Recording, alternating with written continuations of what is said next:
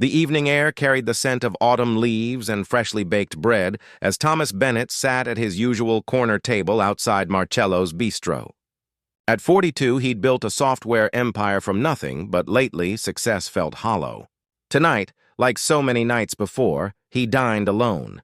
He was halfway through his meal when he noticed her.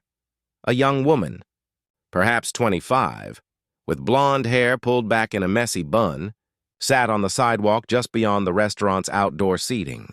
She wore a faded beige dress, layers of worn shawls, and scuffed boots. In her arms, wrapped in a threadbare blanket, was a baby. Thomas watched as she gently rocked the infant, humming softly. The baby couldn't have been more than 6 months old. The young mother's eyes were tired, but there was tenderness in every movement. As he set down his fork, she looked up and their eyes met. She hesitated, then slowly rose to her feet, careful not to disturb the sleeping baby. With quiet steps, she approached his table. "Excuse me, sir," she said softly, her voice barely above a whisper. "I'm so sorry to bother you, but when you're finished, may I have your leftovers?" "For myself. The baby still nurses, so she's all right. But I haven't eaten since yesterday morning." Thomas felt something shift inside his chest. Up close, he could see the hollow shadows under her eyes, the way her clothes hung loose on her frame. But it was her eyes that struck him most, blue and clear, filled not with defeat, but with a quiet dignity that took his breath away. "What's your name?" he asked gently. "Sarah," she replied. "Sarah Mitchell. And this is Emma." Thomas gestured to the empty chair across from him. "Please, sit down, Sarah." She glanced around nervously. "Oh, I couldn't. I don't want to cause any trouble." "I just thought—" "You're not causing trouble," Thomas said firmly but kindly. "Please, sit." Sarah lowered herself carefully into the chair, adjusting the baby in her arms. Emma stirred slightly but remained asleep, her tiny fist curled against her mother's chest. Thomas signaled the waiter. "Could we have another menu, please? And perhaps some warm bread to start?" Sarah's eyes widened. "Sir, you don't have to—" "Thomas," he interrupted gently. "My name is Thomas." "And yes, I do." As they waited, Thomas learned her story. Sarah had been a nursing student, working part-time at a grocery store. When she got pregnant, the father left.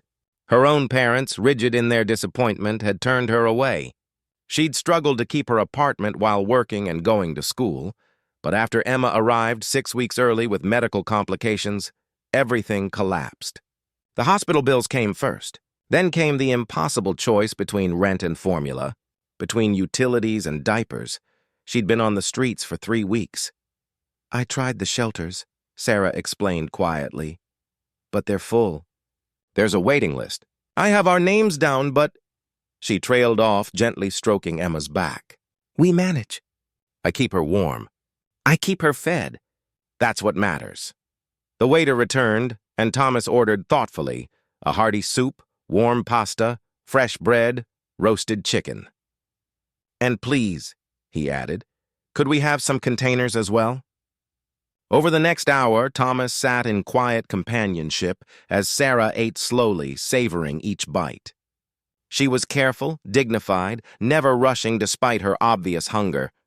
Between bites, she told him about Emma's first smile, about the kindness of a librarian who let them rest inside during the cold mornings, about her dreams of finishing school someday.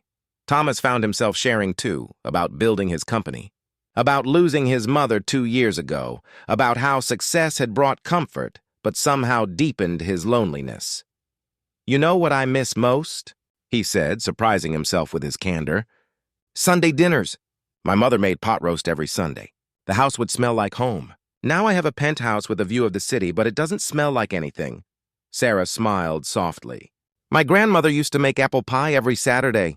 I can still remember standing on a stool helping her crimp the edges. As the evening deepened, Emma woke and began to fuss. Sarah excused herself, moving to a discreet corner to nurse. Thomas used the moment to step inside and speak with the restaurant owner, a family friend. When Sarah returned, Thomas had made a decision. "Sarah, I'd like to help," he said. "I own some rental properties. There's a small apartment, 1 bedroom, furnished, that's vacant right now. It's yours if you want it. No rent for the first 3 months. After that, we can work something out based on what you can manage." Sarah stared at him, her eyes filling with tears. I can't accept that. That's too much. You don't even know me. You're right, Thomas said. I don't know you well. But I know enough. I see a mother who's protecting her child. I see someone who's struggling but hasn't lost her dignity or her hope. And I see someone who asked only for leftovers when I have the means to offer so much more. He leaned forward. My mother used to say that we're not measured by what we achieve, but by what we do when we have the power to make a difference. Please, let me do this. Sarah covered her mouth with her hand, tears streaming down her face. Why? She whispered. Why would you do this for a stranger?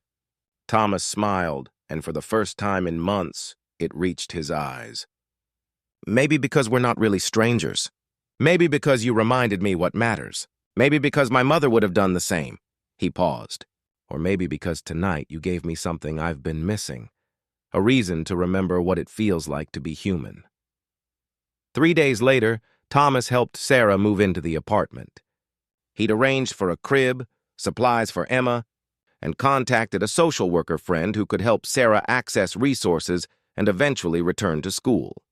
But the miracle wasn't just in the apartment or the second chance. The real miracle was quieter, deeper. It was in the Sunday dinners that became a tradition. Thomas teaching Sarah his mother's pot roast recipe while Emma played on a blanket nearby. It was in the way Thomas found himself smiling more, laughing more, feeling more. It was in the friendship that grew between them, rooted not in charity but in mutual recognition of each other's humanity. Sarah eventually returned to nursing school. Thomas established a small foundation to help single mothers in crisis. Emma grew, thrived, called Thomas Uncle Tom, and filled his once silent penthouse with laughter during their weekend visits. Years later, when asked about that evening outside the restaurant, Thomas would say simply, I thought I was helping her. But the truth is she saved me, because sometimes miracles don't arrive as grand gestures or dramatic interventions. Sometimes they come quietly, in the form of someone brave enough to ask for help and someone wise enough to recognize that giving is also a form of receiving. And sometimes, all it takes is looking into another person's eyes and seeing, truly seeing, the shared humanity that connects us all. That's where the real miracle lives, in kindness, in connection, in the gentle recognition